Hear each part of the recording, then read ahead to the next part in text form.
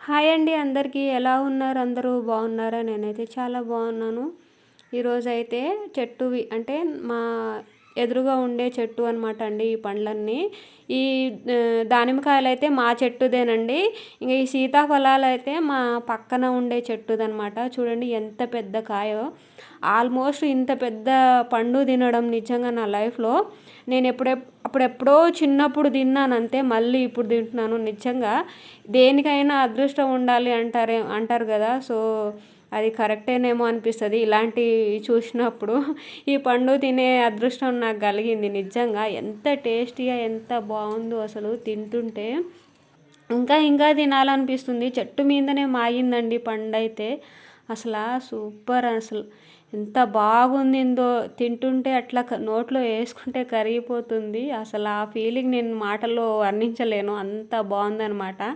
అసలు చాలా నచ్చింది నాకు ఈ పండు అయితే.